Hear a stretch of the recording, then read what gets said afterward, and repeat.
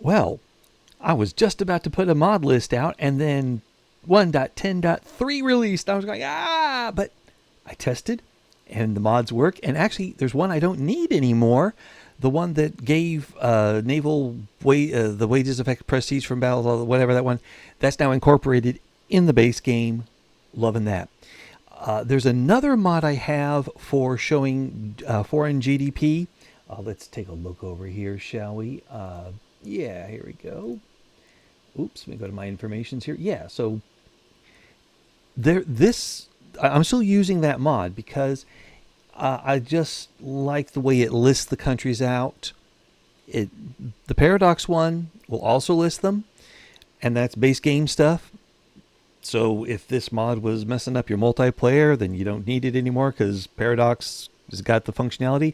But if it wasn't messing up your multiplayer, well, you still need it because it still lists out all the countries there. So it's a little extra. But the functionality, more or less, is in the base game, and I like that.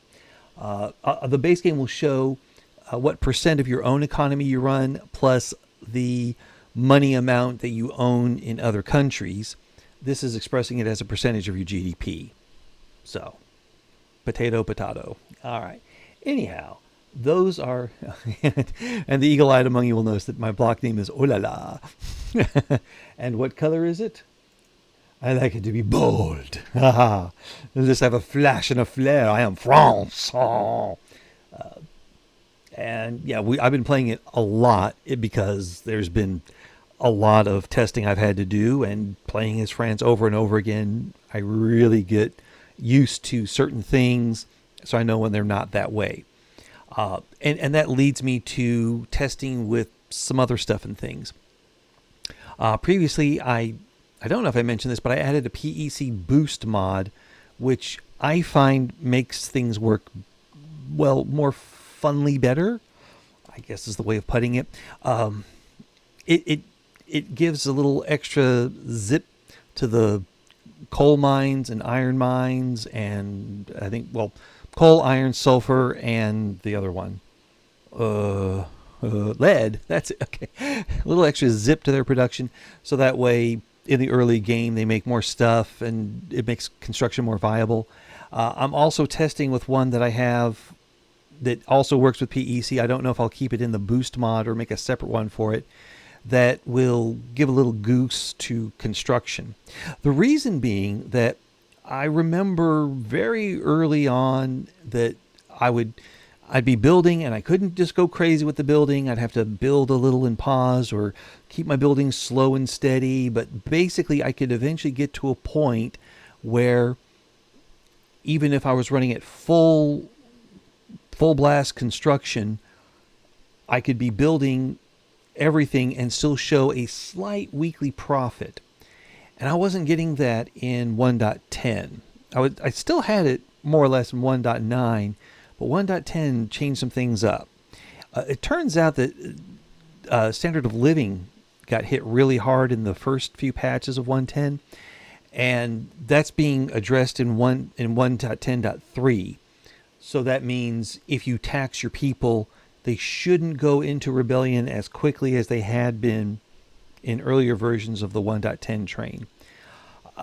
As it is, what I'm playing with is a mod that actually reduces the inputs for construction by 50%.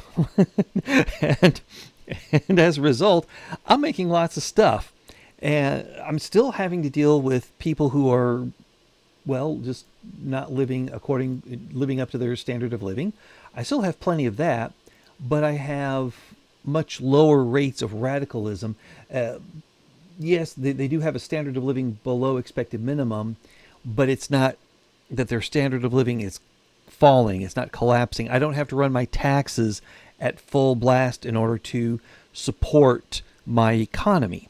And that gets me to one of the mods that I'm trying out here and really enjoying it. The Great Revision mods are back in my mod set. Not all of them, but enough. Oh yeah, there's enough. Some of them that I'm not yet putting back in yet are the unification ones. I just want to see how 110 plays out in vanilla. Do I need unification help for Italy or Germany? The answer is, well, in dot one and dot two, excuse me, dot two, no, I didn't at all. These things were unifying early and often, much to the chagrin of a French player that's trying to build influence in both areas. But yeah, those are doing really well on their own. So those mods may pivot to being more color than having to guide things along, and I'm fine with that. But anyway, I do have the taxation system, and this is nice here. So some issues with it before were that you really couldn't know how much you were getting out of it. It was just some numbers, and you're going, I don't know. Now you've got some feedback. Now there's a catch that you have to let it run for a few days, get it to a weekly tick, and then these numbers update, as will the big number up here, which is also the number here. But you're not going to get immediate feedback, but if you go week by week, it's enough.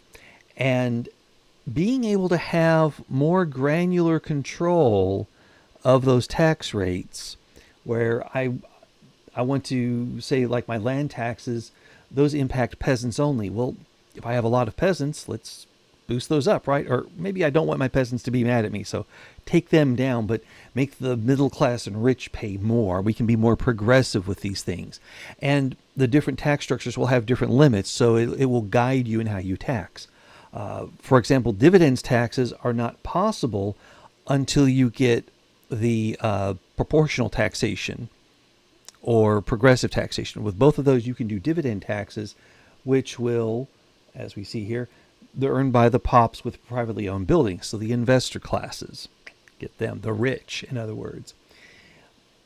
So I hit them, and they have a much easier time of having their standard of living drop than somebody at the lower end. And this has been addressed in 110.3. They fixed some of the things there. Income taxes, these are going to get the people who are actually working, so they're neither peasants nor unemployed. They have jobs. If you build out your economy, your income taxes will grow. And consumption taxes, well, they'll just hit everybody who's buying the things that you're taxing. And yes, I'm being cruel and putting clothing in there. But I recently took meat out, so hey, there you go. Well, I'm not totally evil. But anyhow, the tax mod is something that the AI can also use to get better granular control of its taxation and be a more competitive player. When I check this against vanilla taxes, there is, at the very beginning of the game, a really big drop. That is scary. Don't worry, it hasn't kicked in yet. Let that week tick over and suddenly it boosts up. And then as you add consumption taxes, you'll have, well, even more. And you can play with these numbers. So if you want to go to just say, you know what, I'm making, like, I'm right here producing everything I can produce, and I'm running at a slight deficit. If I wanted to turn that to a slight positive, I could say, let's add 1% more of income tax. Or maybe, no, let's stick it to the rich. Let's add 1% more of dividend tax. Now, you can get an idea about what it would be by just taking how much you're making and divide it by the percent, and that'll be how much that's worth. So I've got 54 divided by 25. That's about 2K per percent. So if I want to get above 14, I need to bump this by 7%. Well, maybe I don't want to go that far. Maybe I'll just move it by 1, and then for this income tax, that's about 5K each. Let's move this by 2, 3, and then income tax by 1, and I'll leave land and per capita alone. Let's see what happens. I'll just let it roll. Some events will happen in this game, but let's let it kick over, and whoop, there we are. Okay, it went through some fancy math there, but there we go. We're now at plus 6.4.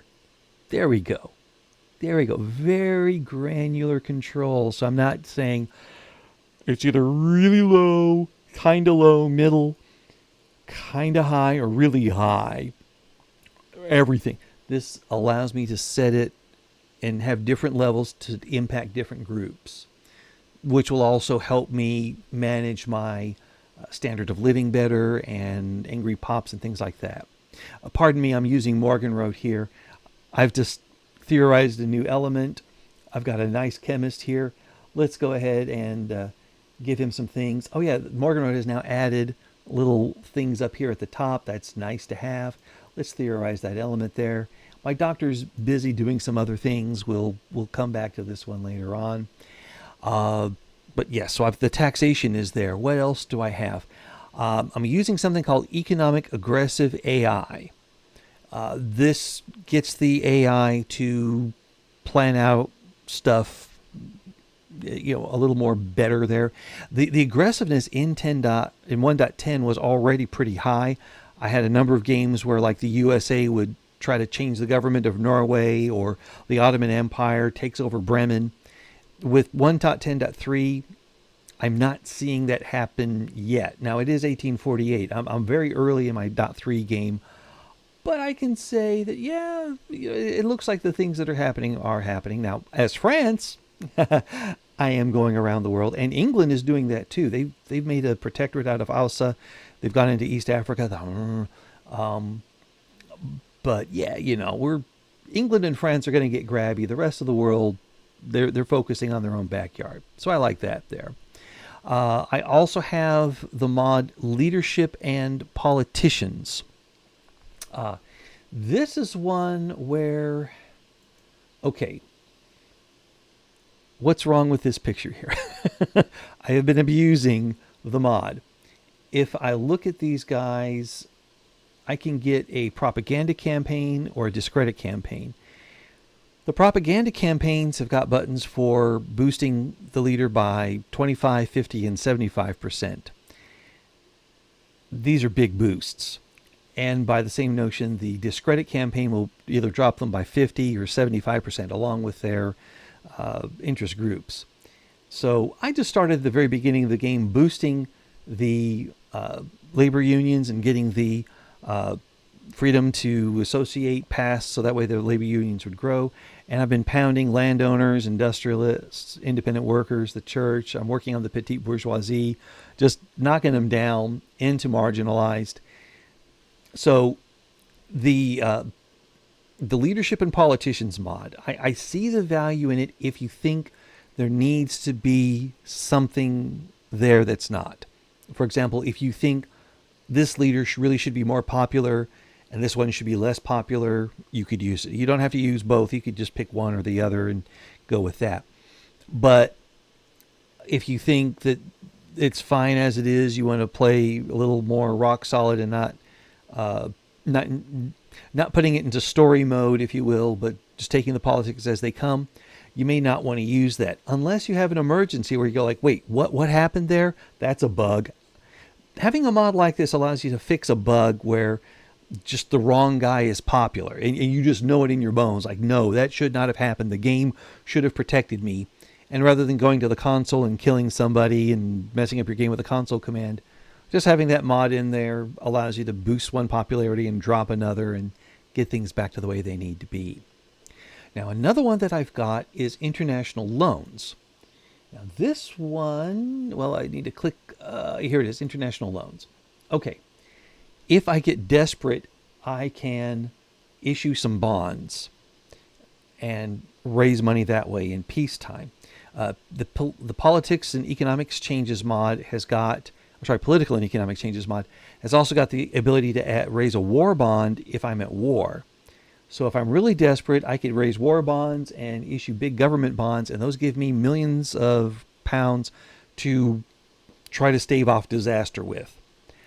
I haven't had to use them for that purpose in this particular run because my industry is working better, and I'm not, believe me, in .1 and .2, I was having real problems actually building things and having enough stuff to where my people had enough work to do. It was always hitting by the 1860s. Everybody was mad because their standard of living wasn't where it should have been. And I was sorry because I couldn't build, because if I was building too much, it'd either go completely in debt and collapse, or I'd have to raise taxes and make them mad because I raised my taxes too high. So this time, because I've tweaked it and got my little house mod, the one I'm using myself, to fix construction to something I think was a better value, I'm not seeing that problem, so I'm not having to be in those economic issues. I've also been avoiding big wars. If you're at war with a great power, definitely you are going to run up a huge debt, and that can wreck your country. So avoiding those big wars and staying to the little pocket wars, those are handy there. But yeah, it does allow me to issue those. It also allows me to change my credit rating by either letting my banks handle the credit, or if I want to go interventionism and try to change my dividend efficiency there, I can do that as well. So I've got some things to mess with my banking system in this mod. And then I get the credit department and debit department are unleashed when I hit mutual funds. And that's when I can actually make loans to other countries using this mod. The catch is they've got to have mutual funds as well. So that's more of a second half, late game kind of thing, or late mid game. We'll just call it second half kind of feature there that I haven't gotten a chance to play around with much because I kept having my game get to where it was unplayable in the 1860s. So I'll see how this one goes. Fingers crossed, it's feeling really good. I've got a lot more stuff built than I did in the previous runs. Anyway, so there's that one there. The international loans. Now, another mod that Sasco made that I tried some of was international trade. Now, given my issues with 1.10.1 and 2, I was wondering, was that mod impacting my game? I don't think it was. I think it was just the game itself there, just being tinkered with, and 1.10 did stuff that wasn't happening in 1.8, and 1.9 was, I was just trying to get it stable. So, but what the international trade mod will do is actually take your trade situation. Let's take a look at one of these guys here. Okay. And it will actually take other nations and give them subventions for export.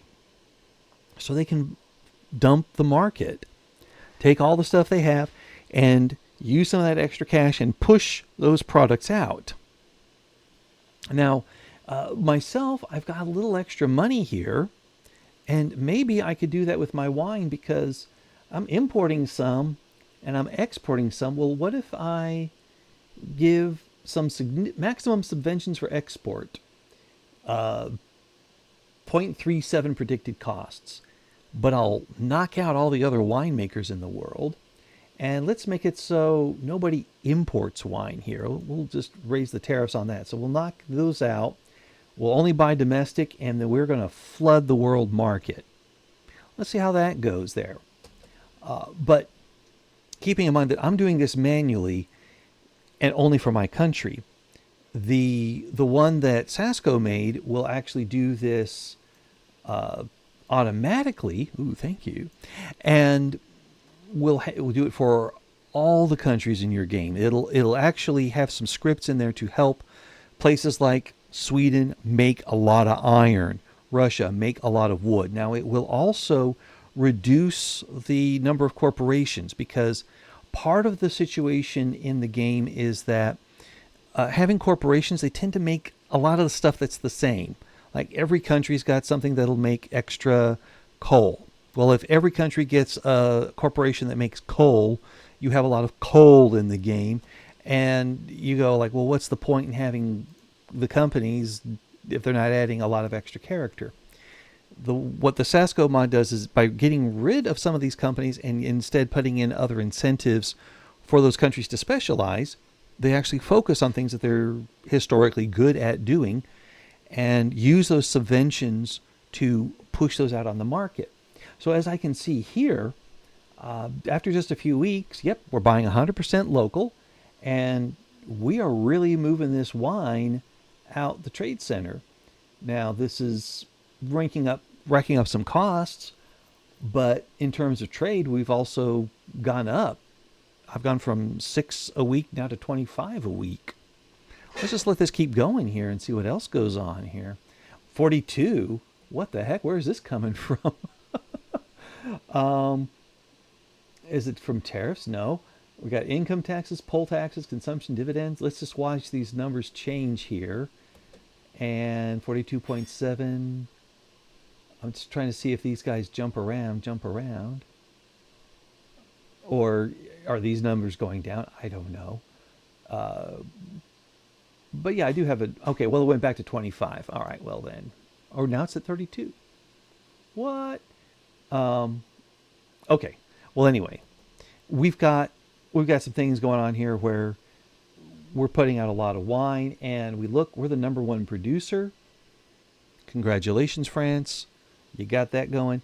And using this, if I was just making a lot of wine, well, let's see. If I make another 1,002, if I make another 2,000 wine, I could put them all underground. I could put them all in the dirt and bury them.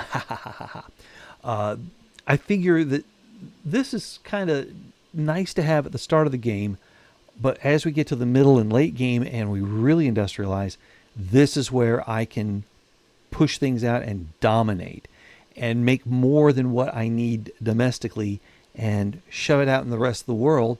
So that way they become dependent on me, and should they fight me, then they don't get that. Imagine doing this with grain. If I clobber them all with my grain production and they go to war against me, they don't get my food. They've got to scramble. While they're trying to build up their munitions and everything else, they've also got to build their granaries. Oh yeah, it's strategic. Trade as a weapon. Anyway, I'm going to have my attaché hire some guards here to improve my archaeological expedition. And we've got a lot of dead people in this cholera epidemic. It's the third cholera epidemic. It's horrible stuff. England is having a bit of a fit here. I do have an alliance with them, but they haven't called on me. I guess they got things under control, so I'll let them roll there. Why do I have an alliance with England? I have an alliance with England because I don't want to fight them. I don't really want to help them. I just don't want them to come at me. Anyhow, 1.10.3 is enjoyable. I'm having fun with my mod set. I'm going to see if the little tweak I'm doing with construction is, still needed after 1.10. I think it is. So, but I think I'll make it a separate mod than what I'm doing with it right now, in case you feel like you want the one thing and not the other with your PEC. There you go. And if you think it's story mode and you'd rather play with honor mode or tactician mode, well, that's fine too. Why am I using Baldur's Gate 3 terminology? Because it's also Divinity Original Sin terminology. Yeah. Larian Studios. Love that stuff. What if Larian made Victoria 4? Oh. I mean, yeah, as a role-playing game, I don't know. But, well, maybe it worked. They did with the World of Warcraft. Anyhow, we got to deal with the sailor sickness here and the mass graves. And I should also say that I'm not going to waste time with funerals here. Morganroad has also done things to smooth it up, just as there's new release of DLC and version 1.10 with Victoria 3. Morganroad's new version has got some of the spamminess reduced and some of the notifications in a better place. Just as 1.10 introduced the ability, or was it 1.9 or one of them? Anyway, they said like, hey, just answer this. Like every time I have a gold rush, do this. Every time there's an oil rush, do that. Morganroad has also got things like, hey, every time I have a pandemic, do this. And that is very helpful. I like that very much. So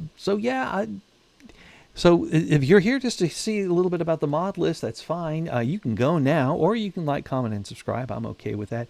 I'm going to keep playing this here, and just to see how it goes. So if you want to stick around with me, you're more than welcome to. And we're going to have a little fun with our archaeology. I do find that having Morganroad, I'm conquering certain parts of Egypt for very specific reasons.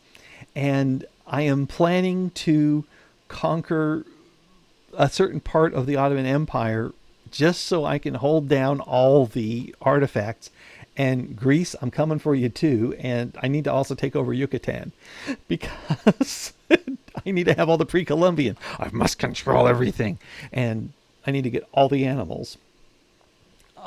The I love the flavor in Morgan Road. If you haven't seen my other videos where I mention it, just being able to read, yeah, oh my gosh, I could read all the way through, or I could just say, look, I already know what I want to click on. But the art is incredible in there. Uh, they do the Victoria 2 thing of having a picture that feels like it's from the time period. In fact, a lot of them are from the time period. Oh la la. I love that period art, and I wish Paradox had gone full in on that. But hey, whatever. I'm going to quarantine some factories. This is from the Political and Economic Changes mod. I was wondering if the things that they were doing with nationalism were still necessary with the changes in 110, and yes, they are. And they add a lot. They're already adding fun now, layered in with all the other stuff that's happening with nationalism and riots and movements. It's even better. I am suppressing the Corsican nationalists. The thing times out in 7 months. I'm at 89%. I could say, oh dear, and decrease the progress tracker by 5. No. I could have the police contain the worst and increase the tracker by 1 and get a lot of radicals, or send in the army. It could backfire. There's a 10% chance it goes down by, or the progress tracker decreases by 10, but there's a 90% chance it increases and either makes the people more radical or more loyalist. That's really, but definitely 40% devastation or something like that.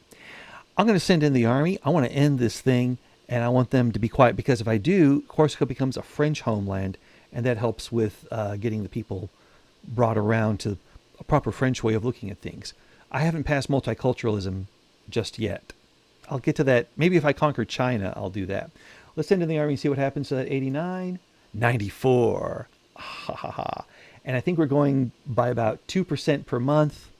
Fantastic. We're going to make this here. About 3 months from now, it'll be fine. Speaking of cultures, I want to show something here that was kind of weird. And I wonder if it's happening in this game. All right, I'm looking at India. India looks Indian. That's fine. I had someone asking me if one of my mods, which is the losing my religion mod, was causing a problem with having basically in Russia all of the minorities disappear and become Russian. And it led me to tune some things on there, because I thought, yeah, maybe with the way things are now in 1.10, I need to reduce the intensity of my assimilation and conversion rate. So that's been done in that mod.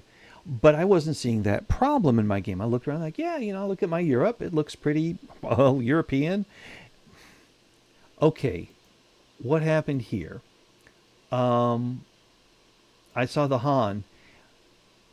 Now, I know I've got a treaty port in China over here. So that's probably where they're coming from. I haven't built a lot over there. And there's like 500,000 Han Chinese there. Or no, I got 2.7 million Han now. Oh, okay. 990 French. So that's why they're migrating into my empire. All right. And they're going to these areas there. All right. I can see that. It was a pretty sparse area to begin with. So 50,000 Han show up. It's going to take over. All right. So I can explain that. But what I was seeing in one game that I did, I think this is 110.2 that I had it, I was looking at the Scottish. And I noticed that they had a huge population in India. Like, what? To where they were dominant in Bengal and Calicut and Vijayanagar. And I was looking at the Scottish, and they said, like, yeah, they had several million, and their predominant religion was Hindu. I'm like, is the East India Company converting all the people to Scottish? And, the Scotsmen of Calicut turning their biryani into haggis. Like, oh, well, and I love Indian food. What a horrible thing to do. So it looks like, let me go back to that Scottish thing there, because I want to see, because if they did do that again. Okay, let's go back to Scottish. And let's zoom in. And I don't see, yeah, there's 10 of them there now. 7, 0. Okay. That looks a lot better. 187. Yeah. Instead of thousands, now they're in the hundreds. Okay, this is good. And most of the Scottish are, well, in Scotland, although they're not really showing up here. I guess there are they. Well, whatever. There's just not that many of them. But yeah, that was a weird thing. But now, if I take a look, let's keep looking at the cultures. Uh, there they are. They moved to Canada, but only 56,000 of them. It's not. Again, it's not millions and millions of them. We've got 770,000, 1.69. We're okay there. But yeah, so we see some Scottish moving out here. French have moved to Utah. Uh, Cherokee and Sioux over here. This is not looking too bad. Looking at South America, they're making sense here. Got the different groups over. So this is looking better. But seeing the kilted wonders of the Deccan Plateau was just like unreal. But yeah, it's definitely working a lot better. And so yeah, I'm gonna make that a French homeland there. And let's keep going with it here. What else we got? The Austrians, they get a lot of revolts, but they can also get frisky. They just took over a little bit of Bavaria there. Yeah, let the publications flow freely there. Ottoman, definitely autoplosions do happen. We've got, Bulgaria. This is 1848. Bulgaria is off. England grabbed a little bit of Egypt. I grabbed a little bit of Egypt. Come see, come sa. And I'm definitely seeing more and more of this. Now, once I get past the 1860s, I hope to see even more stuff there. Let's study that relic and get more early archaeology. I like those texts there. And yeah, this is just, this is a fun thing to do. Playing around here, I'm building up my tools, getting my Suez Canal dug. I need to get more steel and iron and groceries going. And where are we having this other guys here? Sinai and Alsace, right? Noted on that. We'll take care of there. Industrial barriers, this unequal treatment. I like how they also fixed the unequal treatment cannot stand, where you actually get better results there. We don't waste time on funerals, but we got baking powder. Oh yeah. And yeah, it's definitely doing some good stuff here. I've got nationalism. Yeah, because I'm already good with that. Oh wait, how are we doing with early archaeology? Ooh, could do it in 21 months. Or get realism. You know what? I need to get some more poetry points. Let's get realism so I can build some art studios and invent some new stuff like that. And that's another thing Morgan wrote. Some people are talking about how their art academies and opera houses are doing fine. Others, with my mod set, are saying they're not really doing much at all, or it depends on whether or not the instrument workshops are profitable. I look at it this way. Governments are always subsidizing the opera houses. I'll do it too. I'll build them, and there'll be a boondoggle, but we'll make more steel factories, and the taxes will pay for it. We're fine. And then I also do want to build out my arts academies, because I have just one, and I'm France. I should have more, and they should be bigger. So that's something I want to look at there too. But yeah, this is some fun stuff here, and I want to take a look at how I'm doing with my subventions here. Oh wow, that's a lot on wine. Let's go back to that market. I'm spending 12K on my wine subvention. Yeah, I'm definitely moving a lot of product there. Maybe I could move a little less product here and not have to blow them out so much. Let's try that. And that'll get me some more money per turn there. I like that. And that's something you're going to want to tweak as well. Looking at your, if you're using those mods from Sasco, you do want to check to see if you've got issues with your money, check your subventions, check your subsidies, check your tariffs and all that, and see if you're getting too much or not enough or whatever. And be smart. There's lots to look at in here. Oh dear, my archaeologist is having a bit of a problem. I don't. You know what? I don't want to risk things. I'll just take the hit there. And we did deal with the Corsican issue, and now it is a French homeland. Oh la la. That should help change things around there and make them a little less annoying. So that's my mod list. I've got a lot of stuff done here, and I don't know what else to say. So I'll just say like, comment, and subscribe. Be nice to each other, and don't get cut off in the middle of a sentence, because that's one of the most difficult things to deal with. If you're cut off in the middle of a sentence,